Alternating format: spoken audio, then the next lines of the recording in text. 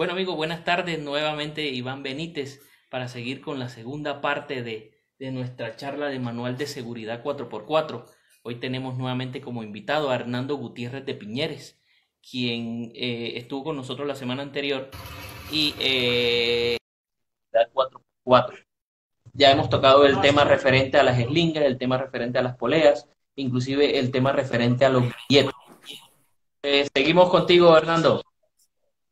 Ok, bueno, listo. Entonces, terminamos ahí haciendo el comentario sobre el uso de poleas con las cuerdas sintéticas. Asegurémonos de que sean compatibles.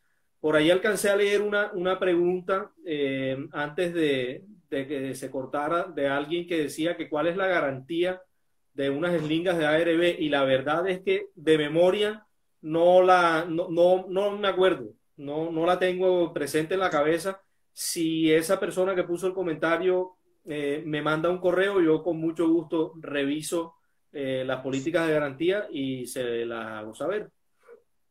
Bueno, eh, el siguiente tema que tengo aquí en lista es precisamente el de las barras y jaulas antivuelco que yo creo que era el que de pronto mucha gente estaba esperando.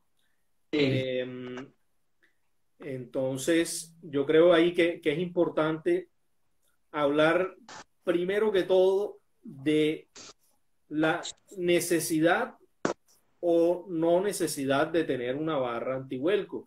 Hay veces que la gente digamos que se encapricha de hacerle modificaciones al carro, pero sin analizar de fondo cuál es el motivo, para qué vamos a hacer eso, qué queremos lograr, a dónde vamos a llegar con esa modificación.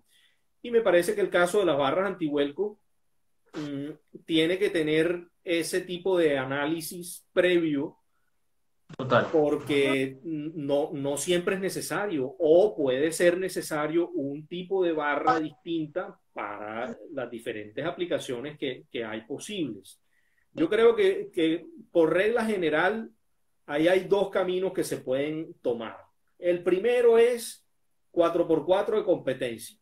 Todo lo que se vaya a usar en competencia, de lo que los gringos llaman motorsports, deportes a motor, cualquier tipo de competencia de deporte a motor exige el uso de una barra antivuelco, o una jaula más bien antivuelco, porque ahora vamos a darle la diferencia entre ambas. Entonces, esa jaula antivuelco debe ser diseñada de acuerdo a lo que vamos a hacer con el carro. No es lo mismo diseñar una barra antivuelco, por ejemplo, para un carro de cuarto de milla, que hacerlo para un carro de rally o hacerlo para un carro tipo Rainforest Challenge. Entonces, hay una cantidad de criterios de diseño que, si nos ponemos a hablar de ellos aquí, no terminamos jamás. Lo importante es que sepamos que si vamos a competir con un carro, debemos montar una barra antivuelco. Y para montar esa barra antivuelco, consigan a alguien que tenga experiencia, que lo haya hecho antes, que domine muy bien su actividad, para que les hagan algo bien hecho. Hay mucha gente que no es técnica a la hora de hacer ese tipo de producto. Y esto casi que es el equivalente a comprar un seguro médico. Por ejemplo, si yo voy a comprar un seguro médico, pues yo en mi caso particular voy a buscar el mejor seguro médico que yo pueda pagar. Que tenga más cobertura a mi parecer y a mi Sí, parecer claro, económico. exactamente. Entonces, en el momento de que uno tenga la necesidad de hacer una barra antivuelco, es lo mismo. Esto no es momento de ahorrarse unos pesos aquí y allá, porque realmente es la vida de uno la que depende de ello. Y yo creo que han habido algunos casos ahí para las personas que siguen el tema de 4x4 aquí en Colombia de cerca. Han habido un par de accidentes ahí serios últimamente, que han dejado personas seriamente lastimadas con el tema ese de competencia, de volcadas en competencia. No estoy diciendo que esas personas no tuviesen barras adecuadas, ni mucho menos, porque además no conozco el caso particular de cada quien. Lo que quiero decir es que ese tipo de accidentes en competencia pasan, y uno tiene que Sí. prepararse de la mejor forma posible para mitigar el riesgo al que estamos sometidos ahí. Bueno, En entonces, una ocasión, yo estoy en el ramo de la construcción, soy arquitecto.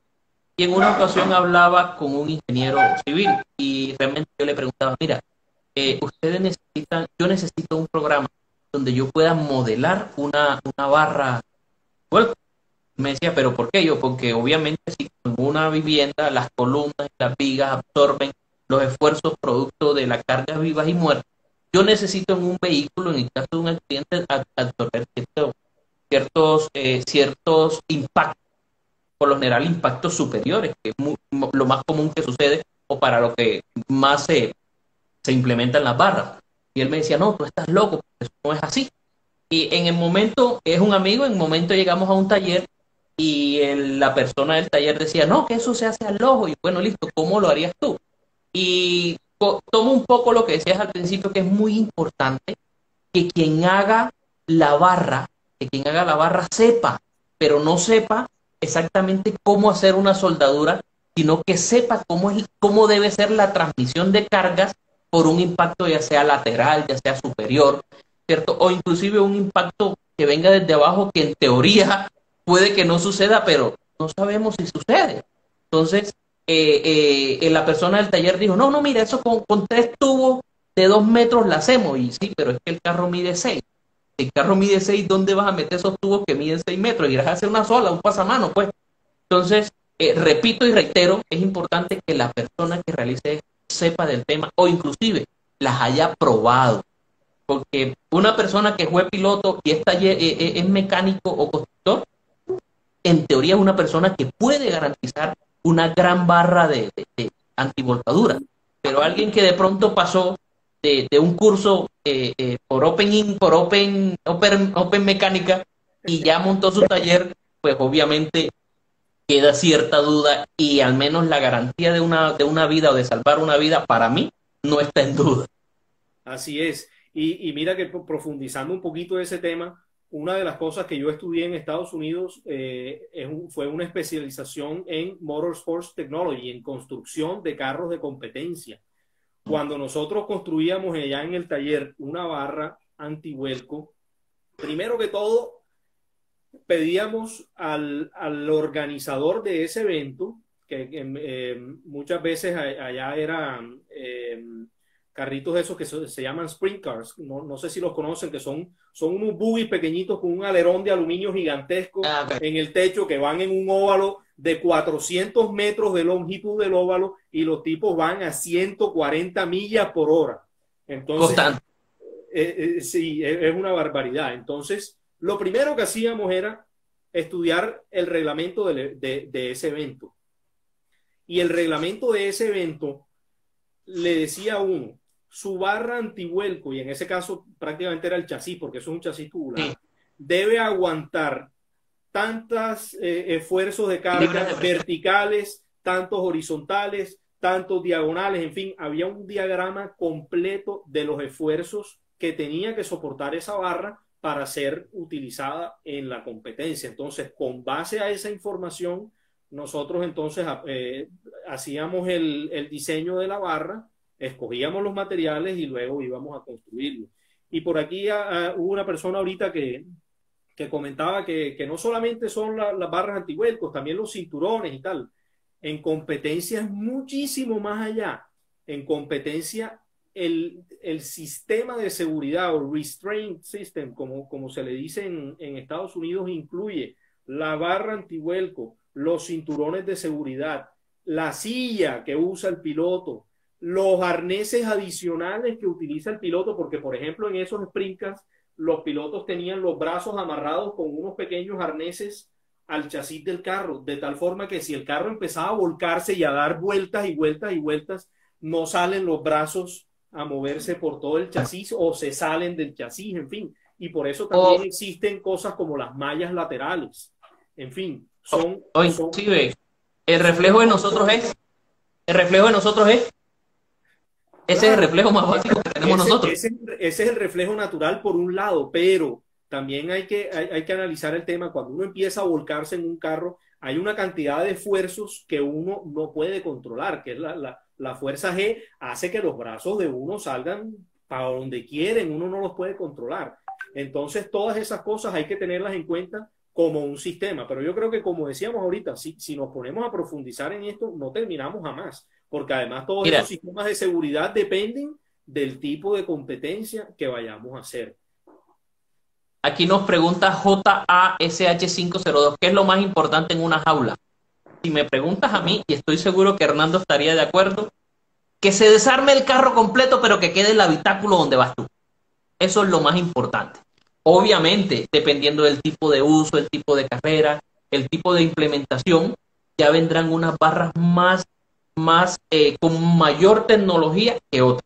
Pero lo importante es proteger o preservar la vida interna del habitáculo y sobre todo en el caso de la conducción que tú vas sentado, evitar esfuerzos compresibles sobre la columna, que es lo más, pues, de los aspectos mucho más graves o a tener en cuenta en este proceso. Por ejemplo, el miércoles tendremos con nosotros a Dimitri Griego. Dimitri le gustaba también el off-road y tuvo un accidente y él quedó parapléjico. Entonces, una de las causas importantes de que esta semana fuera catalogada como la semana, una semana hablando de la seguridad es eso, buscar las maneras, buscar los ejemplos y que realmente nos demos cuenta, como nos decían ahí, que una barra antivuelco no se tiene que ver bonita, tiene que ser funcional. Sí, yo creo que dijiste algo clave ahí ahorita que decías que la barra debe ser prácticamente una cápsula que mantiene seguro al piloto y a los ocupantes del vehículo. Eso es muy cierto. Y para profundizar ahí en el tema de la persona que preguntó, de qué hay que tener en cuenta, pues primero que todo, lo que hablábamos ahorita, el diseño. El diseño incluye cosas como la que está comentando Iván. Debe haber una barra que esté justo detrás de la silla, que es la que va a impedir que se colapse el techo encima de piloto y copiloto.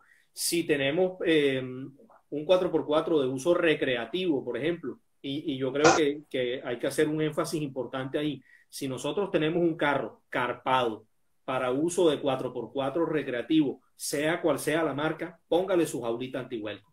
Porque un carro carpado obviamente no tiene la estructura que tiene un carro cabinado y en el caso de un vuelco, los tubitos esos que sostienen la forma de la carpa no van a servir Eso para no es lo que va. absolutamente nada.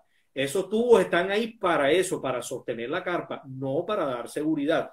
Hay algunas excepciones, por ejemplo, los Jeep Wrangler, desde el TJ, más o menos como desde el 97 en adelante, tienen una jaula antivuelco aceptable, sin embargo, no es la mejor y si uno quiere usar ese tipo de carro para off-road serio, complemente la jaulita. Hay unos kits que complementan la jaula original del Wrangler para darle la resistencia adecuada. Otra cosa muy importante que debemos tener a la hora de hacer la barra antivuelco es el tema del material. Aquí la gente le gusta hacer barras antivuelco con tubos de mofle, con tubos cromados, que tubería liviana se vea bonita, quieren hacerlos de tubería galvanizada delgadita, y en muchos casos de tubería que es menos peor, por decirlo de alguna forma, pero tampoco está bien, que es la tubería Schedule. La tubería Schedule es una tubería para conducción de fluidos, no es una tubería estructural. Entonces, al momento de uno conseguir a alguien que le vaya a construir una jaula antivuelco, hombre, que esa persona consiga una tubería que sea adecuada. ¿Cuál es una tubería adecuada? Tiene que ser una tubería de acero al carbón. Hay varias especificaciones, pero tiene que ser una tubería estructural y sin costuras. ¿Qué significa que sea sin costuras? Hay muchos tubos que fabrican a partir de una lámina plana que la moldean a través de un mandril para darle la forma y luego soldan esa costura o cosen el tubo en toda su longitud para que mantenga la figura cilíndrica. Los tubos que se deben usar para jaulas antivuelco deben ser sin costura. El tubo sin costura lo fabrican, de una manera distinta, pero lo que significa sin costura es eso, que no tiene... Extruido, es extruido. En metalmecánica se llama un tubo extruido. Es decir, exacto, que la máquina en teoría va soltando el material y él va saliendo con su estructura similar y homogénea en todos sus lados. Correcto, ese es uno de los métodos más comunes, la extrusión. Hay otros que son el DOM, que es el Drono-Vermandrel. En fin, hay una cantidad de técnicas para lograr lo mismo, pero lo importante es que sea tubo sin costura. Otra cosa, ese tubo debe tener los espesores de material adecuados y el diámetro exterior adecuado. Por ejemplo, yo he estudiado mucho los reglamentos, por ejemplo, de la FIA, de la Organización Internacional del Automóvil, que es lo que regula el Rally Dakar y cualquier cantidad de competencias alrededor del mundo. Y ellos en sus manuales o en sus reglamentos te dicen específicamente, tiene que usar una tubería como mínimo de X diámetro, como mínimo de un espesor tal. Los flanches tienen que ser mínimo de un espesor tal, tienen que tener un área de contacto tal, en fin, entonces eso no es que podemos ir a ver el manual de la FIA y construir las aulas de nuestro carro basado solamente en eso. Son simplemente parámetros que se deben tener en cuenta para lograr hacer una jaula adecuada. Adecuada y de calidad. Y que realmente absorba, como repito, el choque o los impactos, pues sea cual sea la lateralidad de esto. Exactamente. Yo pienso que el tercer punto que hay que tener en cuenta, y ahí vuelve a entrar en juego la experiencia de la persona que va a hacer la barra, es el proceso de fabricación como tal. ¿Cómo voy a doblar los tubos? ¿Cómo voy a unir esos tubos? El tipo de ¿Cómo voy luego a anclar el tubo y los flanches que apoyan la barra del carro? Si es con tubería, si es con soldadura, si voy al chasis, si voy a la carrocería, en fin. Todos esos son unos factores muy importantes en la hora de la fabricación. De entrada les digo, las personas que hacen jaulas antivuelco con máquina de doblar tubo de mofle, eso no es una buena práctica. Las dobladoras para fabricar una barra antivuelco, para trabajar el tubo, deben ser unas dobladoras de tipo mandril, que tienen unos dados y una forma de trabajar el tubo diferente y que minimizan el maltrato que se le hace al tubo, porque cada vez que uno hace un doblez en un tubo, el material... Cambia la estructura.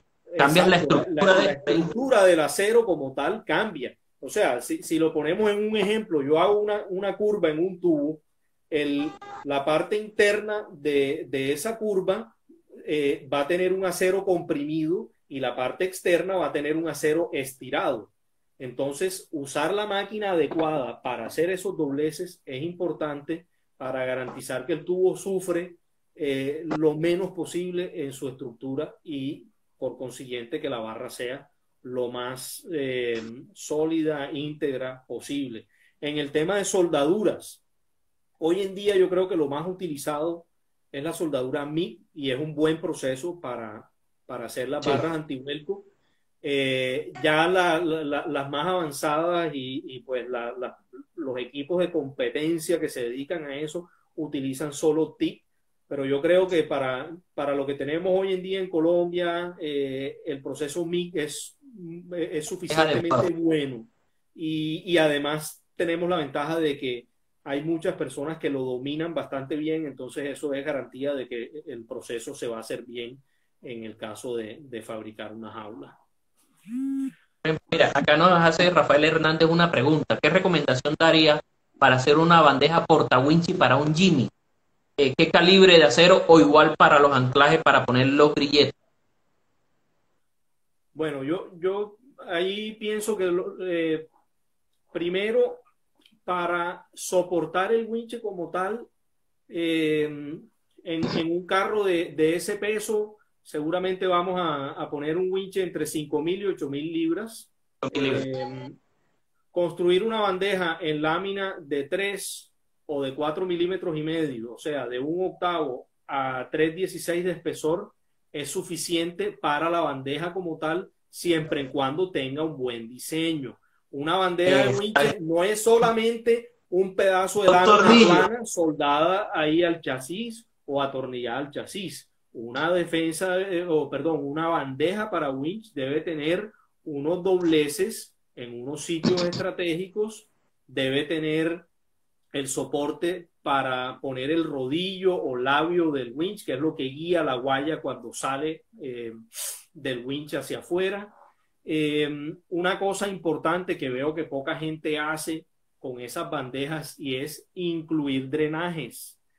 Una bandeja de winch que es totalmente plana, no tiene ningún drenaje, cuando uno se mete una trocha, un barro y todo, al día siguiente tienes una pecera allá adentro y esa pecera te va a degradar la guaya del winche, te va a empezar a corroer la bandeja, te va a empezar a corroer las puntas del chasis, en fin. Entonces, eso por un lado. Ahora, ¿cómo agarrarla? Yo soy enemigo número uno de soldar cosas a cualquier chasis. No es una buena práctica, menos en los chasis de hoy en día, porque muchos de los chasis hoy en día tienen menos calibre que los chasis viejos, pero son unos aceros que han sido sometidos a tratamientos térmicos y a una serie también de tratamientos anticorrosión y otras cosas para que sean más rígidos y duren más. Si uno se pone a tirarle soldadura ahí indiscriminadamente a un chasis de estos, lo que va a hacer es degradarlo y generar unos puntos débiles por donde el carro posiblemente puede fallar. Entonces esas bandejas tienen que ir siempre atornilladas al chasis. ¿Y atornilladas con qué? Con la mayor cantidad de tornillos que se le puedan meter. Si el chasis tiene 8 huecos de cada lado, yo le pongo 8 tornillos de cada lado. No importa si no los necesita, pero simplemente estoy más tranquilo de que estoy agarrando el winche de la mayor cantidad de puntos de apoyo posible y eso hace que cuando el winche esté trabajando no voy a estresar a ninguno de esos puntos de apoyo.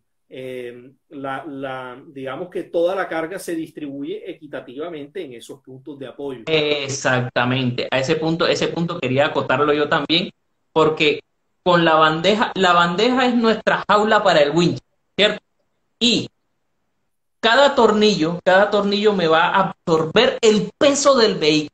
Entre más tornillos tenga, más puntos de anclaje voy a tener sobre el cual voy a distribuir todo el peso del mismo vehículo multiplicado por 1 punto algo, porque ese vehículo posiblemente está enterrado hasta la mitad, pesa 2 veces de lo que pesa el vehículo. Entonces eso es muy importante en el caso de las bandejas porta winch. Exacto. Y por ahí acabo de ver a alguien que pone un comentario que dice tornillos grado 8. Evidentemente, los tornillos que utilicemos para fijar, ojo, esto también aplica para las defensas metálicas. Entonces, los tornillos que utilicemos para fijar defensas metálicas, bandejas de winches, jaulas antivuelco, deben ser mínimo grado 5, preferible grado 8 o superior. Y como tip a la hora de diseñar esa bandeja de winche o una defensa, esto también aplica.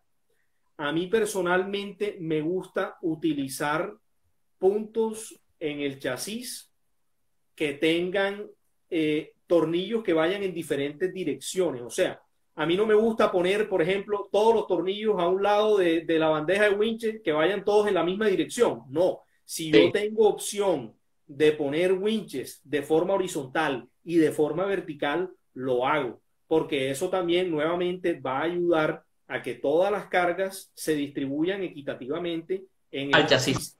Y que además, si por cualquier motivo una carga en cierta dirección me rompe un tornillo o me afecta un tornillo, va a estar otro en un plano distinto que seguramente no va a estar sometido a la misma carga y por consiguiente no va a sufrir en esas condiciones. O al menos en ese caso me va a dar lugar a avisarme, ese tornillo me da tal vez espacio de unos segundos para avisarme de que ya la bandeja no está en su sitio y no se me viene la bandeja con el otro carro. Exactamente, eso es importante. Bueno, y otra cosa que me acabo de acordar que es de las que veía yo muchísimo cuando en el taller recibíamos carros que venían de otras partes. Si nosotros tenemos este como nuestro chasis y vamos a agarrar una bandeja de winches, una defensa o algo, pasar un tornillo a través de este chasis y apretarlo es una barrabasada horrible. ¿Por qué? Porque cuando yo le aplico el torque al tornillo aquí a estos lados, el chasis por dentro es hueco, entonces el chasis lo que va a empezar es a colapsarse. A deformarse. A deformarse, exacto. Entonces, ¿qué sucede? Yo empiezo a apretar y el chasis se empieza a deformar ahí. Entonces, ¿cuál es la reacción natural de la persona que está apretando? Es parar. Y entonces suspende el torqueo del tornillo en un punto donde el tornillo no está realmente torqueado. Simplemente el chasis se empezó a colapsar y ahí fue que se puso duro, digamos que el tornillo se frenó y ahí aguantó la persona. Pero ¿qué pasa? Que esa vaina con la vibración, con los esfuerzos a los que están sometidos el chasis por el winche, por la defensa y esas cosas, lo que va es haciendo que se colapse poco a poco el chasis y esos tornillos en un mes, 2 meses o 3 meses están flojos, no van a hacer absolutamente nada. Entonces, cuando se va a pasar un tornillo a través de un cuerpo así vacío, como el caso de un chasis o incluso un tubo, uno debe meter un buje que impida que esa estructura se colapse cuando uno apriete.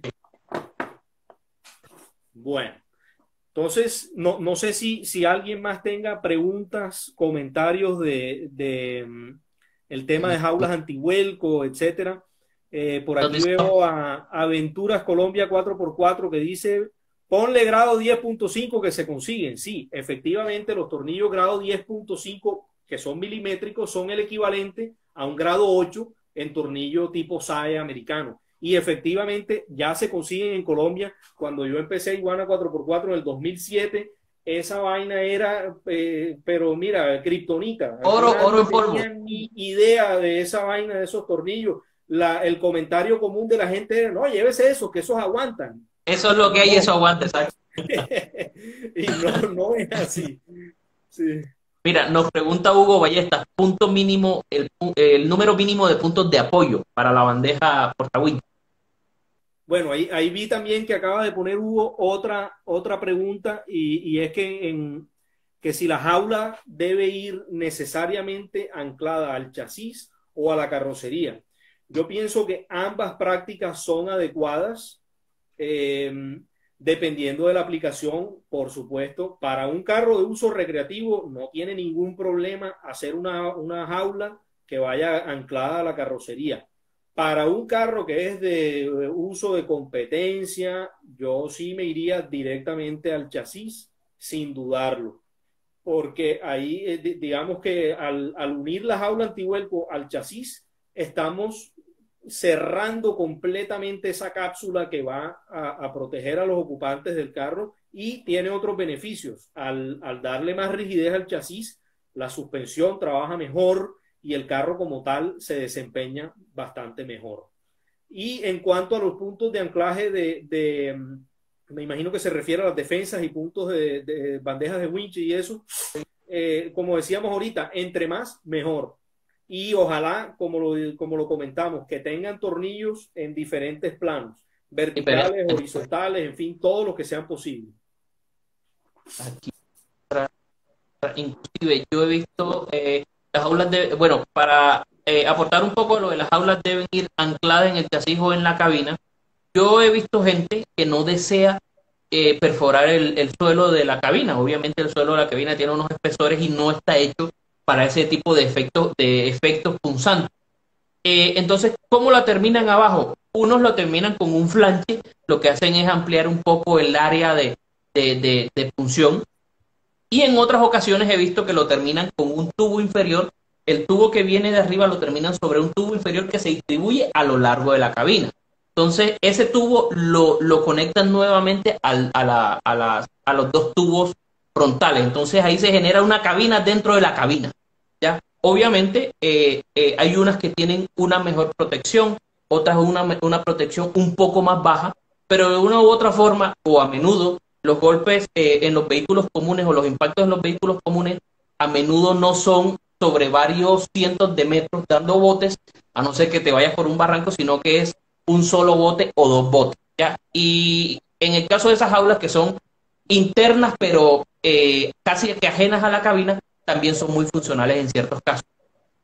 Ok, y yo pienso también, Iván, que de pronto este es el momento para aclarar un tema. Cuando uno monta una jaula que va a la carrocería del carro, en la parte de adentro del carro tenemos un flanche que es el de apoyo, digamos el que se apoya sobre la parte interna de la carrocería.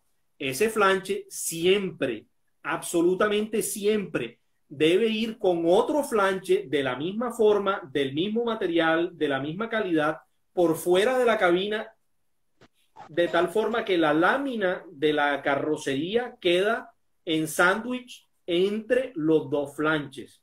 Porque, ¿qué pasa? Si nosotros estamos agarrando una barra antivuelco que tiene 3 milímetros de espesor, que tiene flanches de 3 milímetros de espesor, pues agarramos eso con 4 tornillitos, digamos, de 10 milímetros de espesor a una lata original del carro que tiene 1,5 milímetros de espesor. O sea, la jaula, ¿qué va a pasar si le pegamos un golpe, ya sea en un vuelco o en otra condición?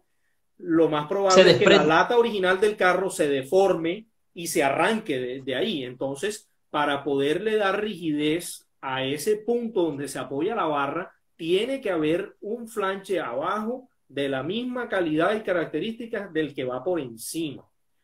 Otra cosa que de pronto también vale la pena y que lo he visto muchísimo en Estados Unidos, en carros de uso recreativo principalmente, es que cuando uno monta una barra al chasis de un carro y queda toda esa estructura sólida, rígida, todas las vibraciones de la suspensión, del motor, de la caja, de toda la mecánica del carro se transmiten a través del chasis y a través de la barra. Entonces el carro de pronto se vuelve muy tosco para manejar de todos los días, digamos. Si tenemos un Wrangler bien chévere y tal, y ponemos una barra al chasis, nos vamos a aburrir porque todas esas vibraciones van a terminar afectándonos el confort de la cabina. Entonces, en esos casos, allá lo que hacen es que el soporte que viene del chasis y que finalmente termina uniéndose con la barra antivuelco, le ponen un buje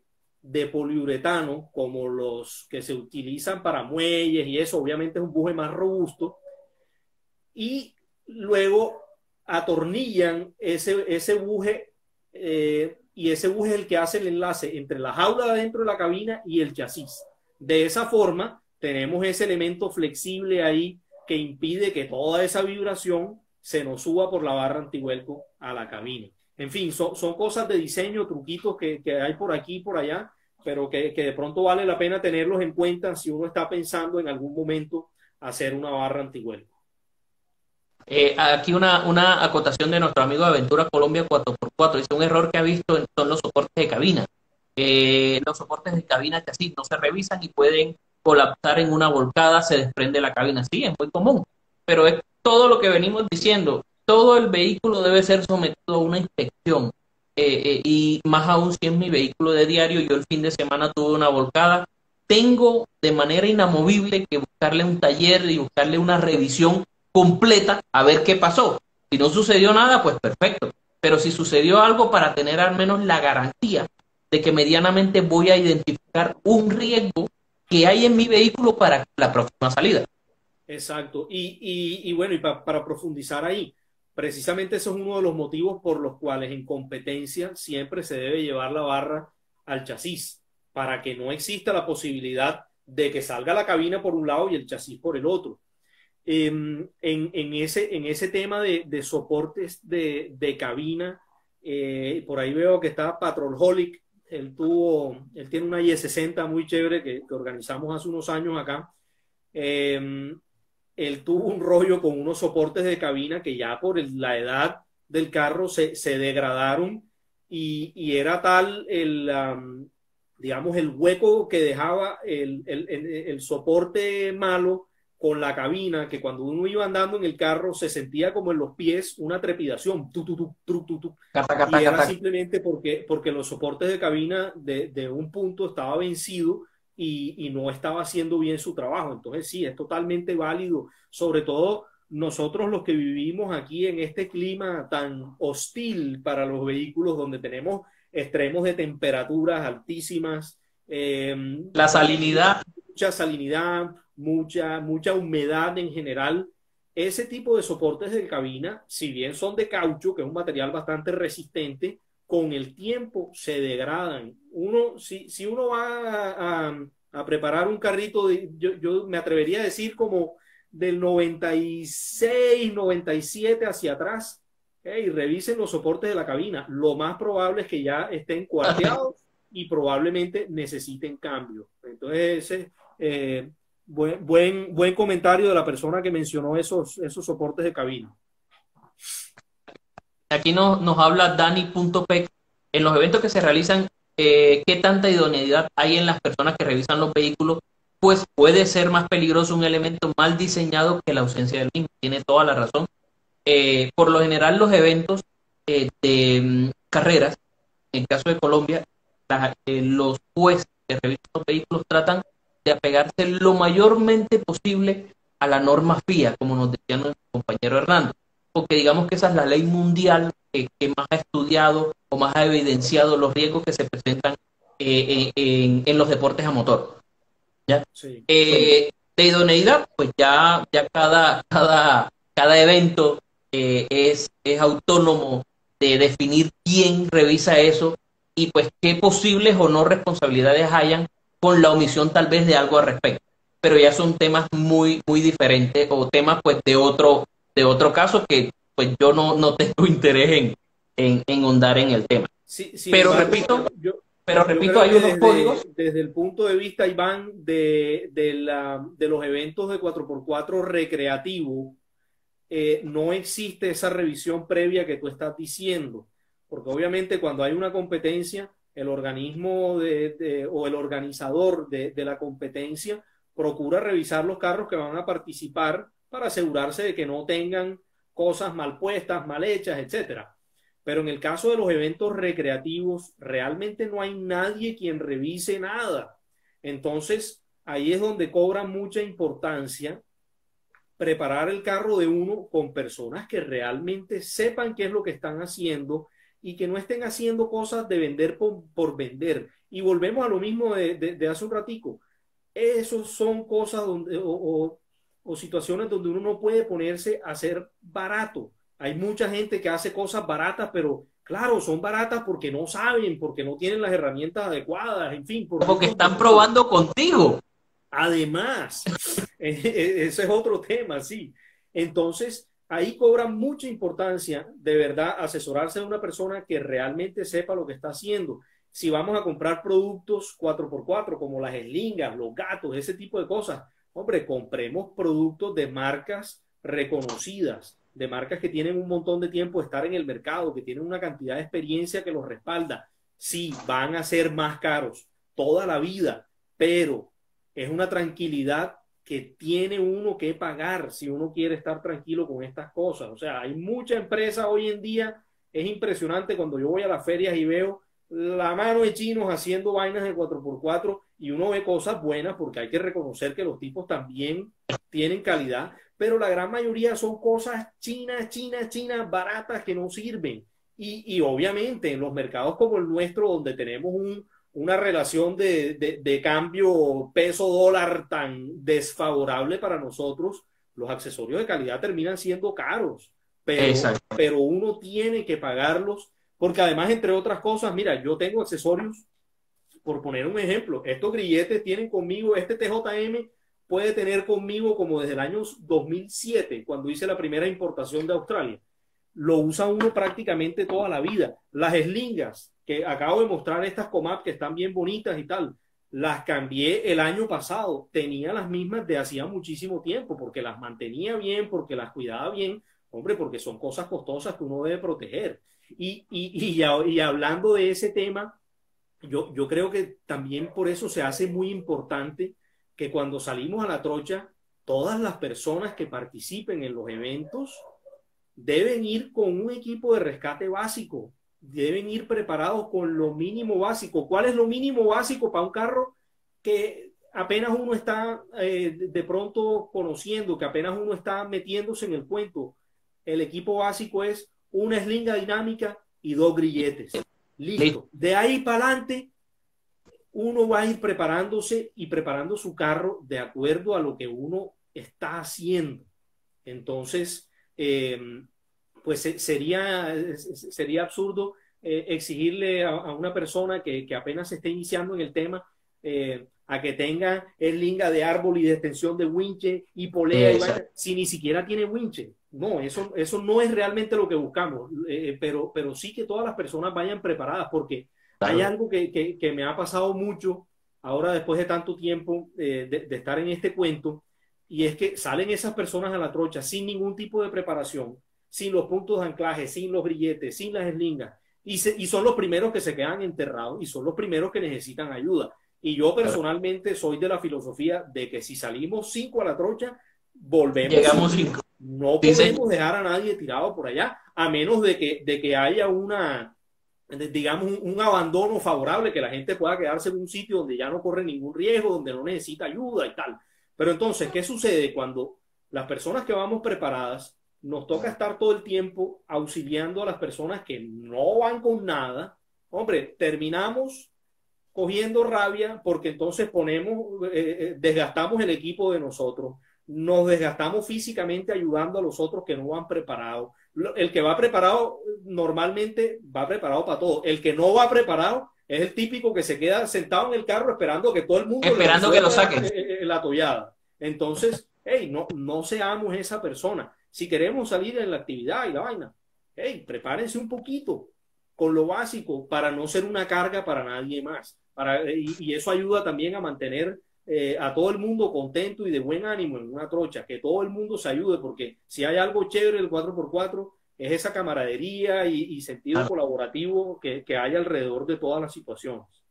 Aquí tenemos 2 anotaciones de Automotores Betmir 507, Panamá, dice: más vale prevenir que lamentar, y de una de las glorias colombianas de el Campecross, en fin, don Julio Mejía, que nos acompaña, y dice que inclusive los accesorios para 4x4 mal usados son peligrosos, se convierten en un elemento de mayor riesgo para el vehículo.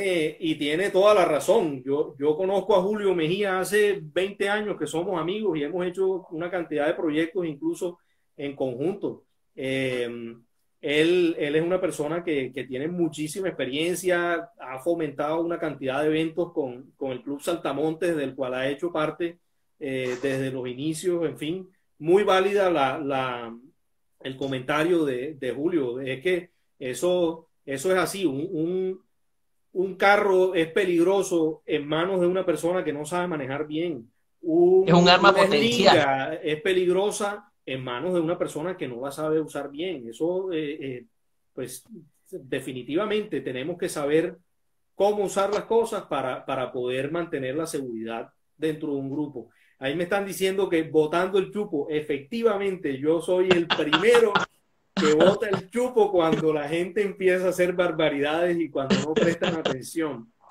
Aquí hay una pregunta bastante... Hay muchas situaciones, Iván, donde la gente, ellos obviamente se quedan enterrados, se desesperan, todos quieren salir y tal, pero hombre, cuando uno no sabe, de pronto no tiene la experiencia, déjense ayudar de las personas que sí. Y uno presta atención. Sí. No, y sabes, otra situación que nos encontramos mucho, sobre todo aquí en la costa, y que pienso que también eventualmente se presta para accidentes, es que cuando alguien está pasando un obstáculo y se enterró o no pudo o lo que sea, se arman 2 bandos, 10 personas a la izquierda, 10 personas a la derecha, y todos empiezan a dar instrucciones al tiempo. Sí, entonces, señor. Los de la izquierda dicen dale, y los de la derecha dicen para. Y realmente nadie se pone a ver, hombre, qué es lo que está pasando. O sea, ¿por qué el carro no pasa? Claro. Se pone todo el mundo a discutir, a dar instrucciones y finalmente, eso es contraproducente para la situación. Yo creo que lo mejor en esos casos es que si uno tiene un copiloto, que sea el copiloto el que le ayude a uno a resolver el tema. Si de pronto el copiloto no tiene la experiencia, en fin, no puede guiar a la persona que está enredada, alguien de ahí lo va a poder hacer seguramente, pero que no sean todos al tiempo. Mira, yo acostumbro a lo siguiente: yo listo, se quedó el vehículo y yo miro, todo el mundo dale para acá, no. ¿Le va a quién va? Tú, listo. Tus ojos son él. Todo el mundo no, él, lo que diga él. Todo el mundo cállese, lo que diga él. Y a veces suena grosero, pero es que realmente es así, o así es que debe ser. Mira, aquí tenemos una pregunta bastante importante también. ¿Qué recomiendas dentro del kit? ¿Una pala portable, pequeña o un hacha? Yo particularmente en estos días me hicieron la pregunta, pero la persona quería era una pala elegante y este, un hacha elegante. Yo le dije, ¿para qué quieres tú eso? No, porque es que yo, permíteme el hacha. No, porque yo, el hacha y el cuchillo. No, porque yo voy a la finca y tengo un tramo bastante grande que hay barro y listo. ¿Qué hacha quieres? No, yo vi unas que se doblan. Mijo, no, eso no te sirve para eso. Cómprese una pala de hombre, una pala de servicio. No, es que yo quiero un machete porque he visto unos machetes. Mijo, cómprese un machete. Si quieres algo bonito, cómprate un machete elegante y lo pegas en tu carro. Cómprate un machete o un cuchillo y lo pones en tu carro. Se ve bonito en el carro, ¿cierto? Pero realmente ese cuchillo o inclusive un hacha que solamente sea bonita, porque esto es de plástico, eso no te va a servir para absolutamente nada. Entonces, repito y voy al mismo punto. ¿Para qué quieres el hacha? ¿Para qué quieres la pala? Para trabajo, listo, cómprese una hacha de verdad en una ferretería. Cómprese una pala de verdad en una ferretería, que es muy grande, móchale el cabo y listo. Pero una pala y un hacha, cuando se necesita, se requiere que sean lo que deben ser, no más ni no menos. Así es. Y en esa cuestión de la pala, por ejemplo, a mí personalmente me gusta mucho usar palas de punta. Las Sí, palas cuadradas en el barro de aquí y en las condiciones de aquí, eso no lo entierra nadie. Absolutamente nadie. Entonces, es una que pala mira, de punta. en construcción, nosotros compramos palas redondas. Por cada 5 o 6 palas redondas compras una cuadrada y eso para echar arena. Y te sirve mientras tienes arena. Apenas se acabó la arena, que ya comienzas a manejar material pétreo de mayor dimensión, hasta ahí llegó la pala. Arruínela, que eso no te sirve. Entonces, la Así pala es. de punta, la pala redonda, es la única que funciona para. Exacto. Y segundo, me gustan las palas que vienen con el cabo, no sé cómo se llama ese tipo de cabo. Al final del Sí, palo trae es un un cabo agarre, un para agarre. uno poder empuñar.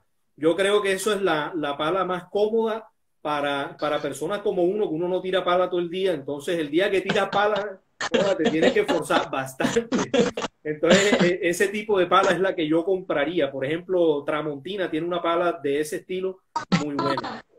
Y en el Exacto. hacha tienes absoluta razón. Un hacha de verdad, si no, eso no sirve para nada. Y los machetes también, machetes de verdad. Eh, Claro. si no lo... Mira, otra cosa y pregunta Hugo Ballesta. El uso de los radios. Cualquier radio funciona en tanto tú te comuniques.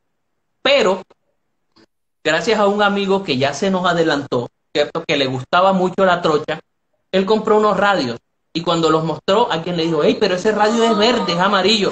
Dijo, claro que sí, porque es que ya me sucedió que en Héroes del Orinoco me bajé a orinar, me bajé medio el pantalón, cuando me bajé se salió el radio. Cuando me subí el carro me dio cuenta y no lo encontré. Entonces, Ajá. hasta en los radios que utilizamos, si son de colores, eso es una garantía, porque el negro no se ve, el camuflado no se ve de noche y con barro, menos. Menos, sí, es verdad. Y en ese tema de radio, cuando nosotros teníamos el taller bien activo y un grupo bastante grande de personas que estaban en la actividad, eh, teníamos radios de 2 metros, de banda 2 metros, no banda ciudadana, radio 2 metros, tanto fijo en el carro como los handy Los para Andis. cuando uno se baja del carro y toda esa vaina. Incluso llegamos a mantener una repetidora allá en la Sierra Nevada, que eso fue un experimento ahí medio disfuncional, porque eso cada rato tenía problemas allá la repetidora, pero la idea que teníamos en el momento, y nos agrupamos unos para llevarla a cabo, era tener esa repetidora allá en la Sierra Nevada, en Cerro Kennedy, para poder tener comunicación en toda la costa. Exacto. Pero bueno, finalmente yo creo que lo mejor que puede hacer uno es tener su radiecito 2 metros, marca Baofeng, chinos, que son muy buenos y son de Están banda dando la corrida. raya. Uno los puede programar con los amigos, con los que vienen de otros grupos, etcétera, y tienen además un buen alcance y buena nitidez al hablar y todo. Ya que lo mencionaste de los radios, me parece es un accesorio chévere para tener y puede mejorar la seguridad, incluso haciendo maniobras de rescate. Cuando hay una persona afuera dando instrucciones y está el piloto allá dentro del carro que no alcanza a escuchar los gritos del otro, el radiecito funciona de... Es apenas exactamente. Sí. Por ahí veo que el amigo Julio Mejía está hablando del Switchmaster. Y aprovecho entonces para hacer una introducción con esa pregunta que él hizo. Estamos a 8 minutos, estamos a 8 minutos. Ok, bueno, yo creo que en 8 minutos alcanzo a hablar de este tema, y es el de soportes de batería. No sé cuántas veces he visto en una trocha carros que están con la batería prendiéndose totalmente suelta o amarrada con un cablecito, con un alambrito, con un cordoncito. Señores, eso no sirve. Eso hay que hacerlo bien. Una batería es un elemento que pesa unos 15, 20 kilos, en fin, dependiendo del tamaño y las características de la batería. Pero igual que como hablábamos con el tema de los grilletes, en el caso de un accidente o un vuelco, esa batería agarra vuelo y no la frena nadie. Y segundo, esa batería está cargada y todos los elementos metálicos del carro, de la carrocería del carro, van a servir de puente para generar un corto. Y si hay gasolina de por medio, entonces un incendio, en fin. Hay un amigo que está aquí escuchándonos y está riéndose. ¿Qué le pasó? De la risa, y ya ustedes identifíquenlo. No, ya me di cuenta, el amigo Rafa. Sí, señor. No, de verdad ese tema de las baterías es importantísimo. Y miren, los carros que vienen de fábrica, muchos no tienen soportes adecuados para la actividad de fábrica. Entonces, muchas veces se hace necesario ponerle su vinchita bien puesta, un anclaje mejorado, en fin. Las personas que ponen baterías adicionales en el carro, eso es un tema que de pronto se sale de lo que estamos hablando hoy, pero hay muchos carros en 4x4 que tenemos dos baterías instaladas. Doble batería. Sistemas de doble batería. Entonces, es importante que al poner esa segunda batería, hagamos un soporte adecuado, que vaya firmemente anclado, que tenga su buena vincha, que no se mueva ni un milímetro para evitar accidentes con la batería. Y lo que mencionaba Julio César con respecto al Switchmaster, eso es algo que también es obligatorio en competencias, y es simplemente un corte de corriente que mata todo el sistema eléctrico del carro en el caso de que haya un accidente. Dependiendo de las competencias hay diferentes especificaciones, diferentes tipos de esos cortes de corriente, pero sí es absolutamente necesario para carros de competencia que tengan ese corte de corriente, y que ese corte de corriente esté al alcance del piloto. Sí. Y del piloto sentado, amarrado, con casco puesto, con guantes puestos. O sea, de nada sirve ponerlo en el tablero donde le quede al piloto a 5 centímetros cuando ya no le alcanza el brazo para cortar corriente. O frente copiloto debajo del tablero. Exacto, o sea, eso tiene que estar siempre a la mano. Incluso hay muchas competencias, así se me ocurre de entrada el WRC, el Campeonato Mundial de Rallys. El carro tiene que tener un corte de corriente adentro que el piloto pueda mover, y uno afuera, que si el piloto está herido o no, o inconsciente a producto del accidente, la gente que llega a socorrerlo puede cortar la corriente del carro. Entonces, interesante ese punto. Me parece que es algo que para 4x4 recreativos y cosas no es tan importante como tener la batería bien anclada. Pero también se puede tener en cuenta, por ejemplo, para instalar un winch.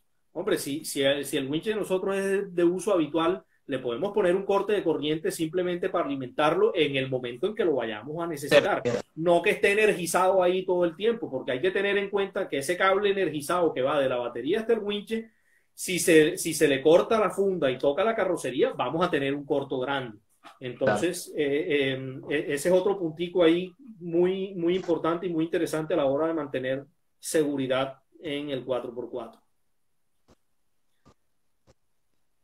Bueno, Entonces, Estamos a 3 minutos.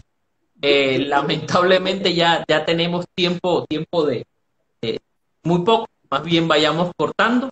Nuevamente para las personas que nos están viendo, quien quiera solicitar el documento, porque es un documento elaborado por el compañero Hernando, es un manual de seguridad actualizado y que aplica a muchas de las consideraciones de seguridad vehicular en gran parte de los medios o en gran parte de las condiciones a las que vayamos a someter al vehículo.